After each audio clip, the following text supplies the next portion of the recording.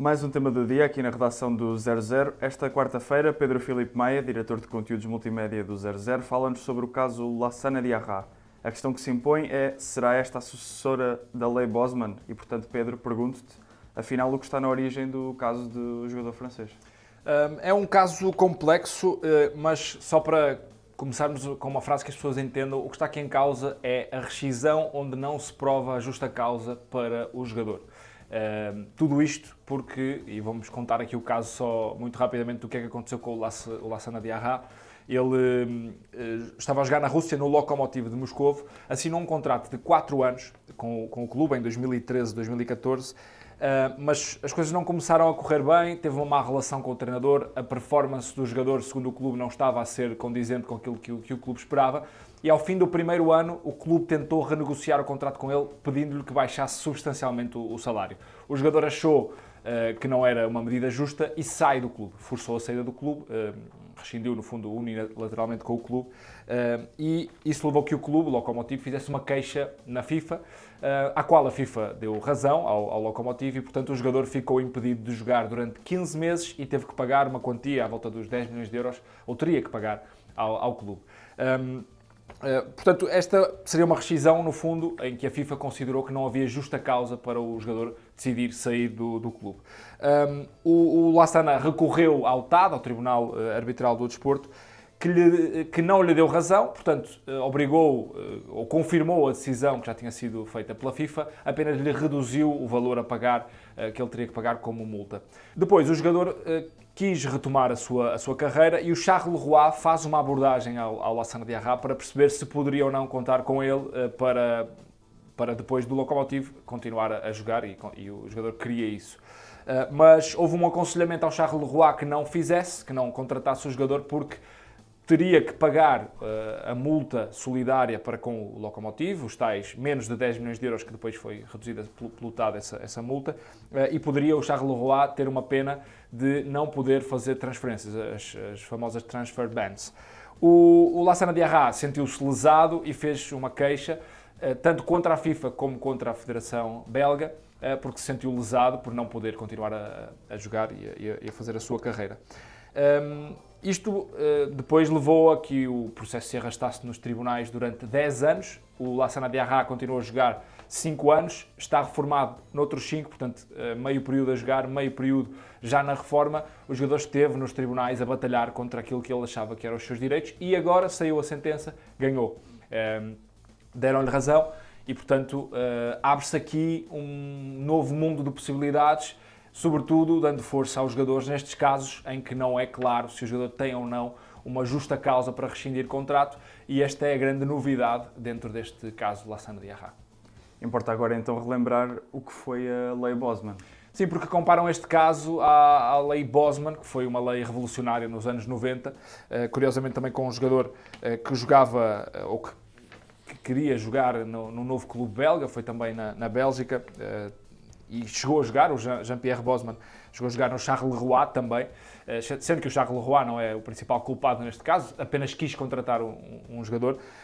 E o Jean-Marc Bosman, na altura, os clubes, em Portugal não era assim, por exemplo, mas em grande parte dos países da Europa era, um jogador que tinha contrato, por exemplo, até junho de um determinado ano, o clube tinha toda a força do seu lado para exercer um direito de renovação do contrato do jogador ou decidir o futuro do jogador. Ou seja, o jogador não ficava livre depois do contrato terminar. No fundo, em regra geral, era isto que estava em vigor. O Bosman, na altura, reclamou porque o Standard Liège exigia, que era o clube que tinha os seus direitos, exigia dinheiro pelo jogador para que ele saísse no final do contrato. Ele reclamou e foi para os tribunais, curiosamente com os mesmos advogados que agora, 30 anos depois, defendem também o Diarra, um senhor chamado Jean-Louis Dupont. 30 anos depois conseguiu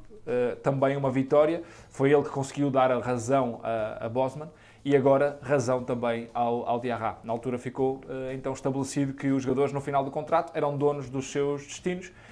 e agora no final desta novela Diarra parece que o jogador ganha também mais força ainda e por isso chamam a este caso Bosman 2.0. ainda que não sejam conhecidas os próximos capítulos deste episódio, que parecem mais complexos. E seguindo mesmo esse raciocínio, após esta vitória judicial do jogador, o que é que fica em causa no mercado de transferências? As tais rescisões sem justa causa ficam aqui numa nuvem de fumo, porque... mas o que parece que fica claro aqui é que o jogador não pode ser impedido de continuar a sua carreira e o clube que o vai contratar não pode ficar prejudicado por querer usufruir do jogador. Até aqui o que acontecia era o que estava a acontecer ao Diarra. O jogador teria que pagar uma multa,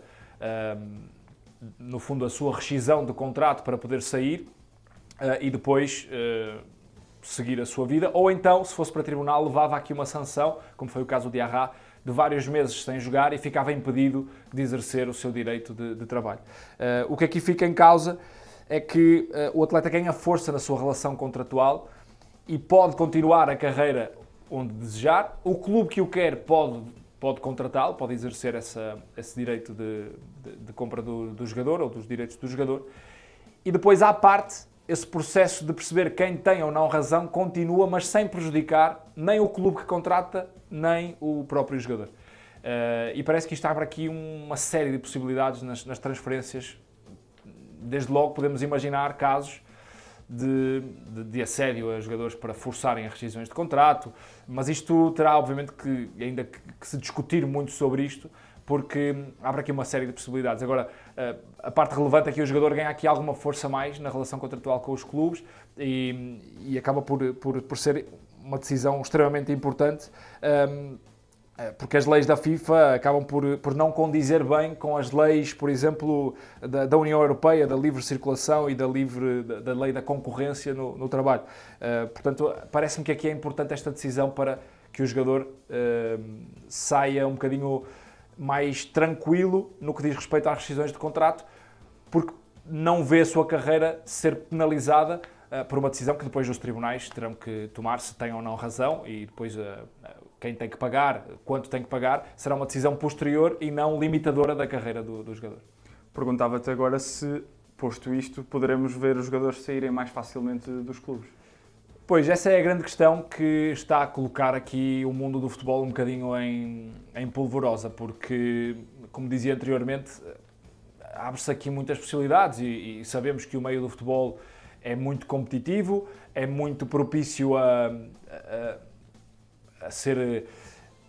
com as quantias de dinheiro que circulam, com a vontade dos jogadores por ser uma carreira curta, e este é também outro dos pormenores que influenciou neste caso, dos juízes que tiveram esta decisão para o Lassana Diarra. Uma carreira tão curta como a carreira do jogador não pode ser prejudicada durante 15 meses, porque 15 meses pode levar a que o jogador se reforme mais cedo ou perca a possibilidade de jogar em alguns clubes. Portanto, a carreira sendo tão curta, é muito facilmente, os jogadores querem mudar muito de clube, os clubes querem muito contar com certos jogadores e pode abrir aqui algumas relações um bocadinho promíscuas de clubes com os jogadores que têm contrato. Vamos imaginar que foi muito dado esse caso do Gyökeres, do Samu, que agora estão em grande, que se, por exemplo, vamos pôr o caso que o Gyökeres tinha uma chatice com o Ruben Amorim, ou que o clube achava que ele não estava a dar tudo em campo, entravam aqui numa discussão, num debate se o jogador deveria ou não ter uma redução salarial, e o Chelsea, vamos pôr por hipótese, chegava ao pé do Gyökeres e dizia: olha, rescinde,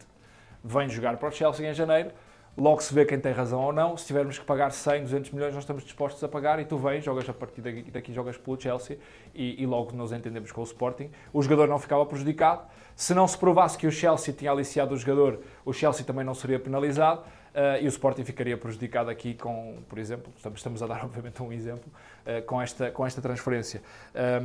Enfim, são casos que poderemos ver a acontecer, mas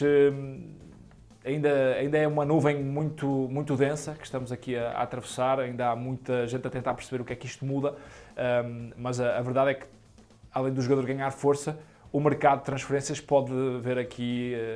entrar uma condição ou uma linha que pode mudar toda a relação entre clubes, jogadores, agentes e todos os envolvidos. E para terminar, uma das questões que se impõe, qual é que é a reação da FIFA? A FIFA para já não está a reagir com grande pânico, pelo menos nas primeiras reações que teve. A única coisa que a FIFA disse é que a única implicação que isto tem é o ter que reescrever 2 parágrafos de 2 artigos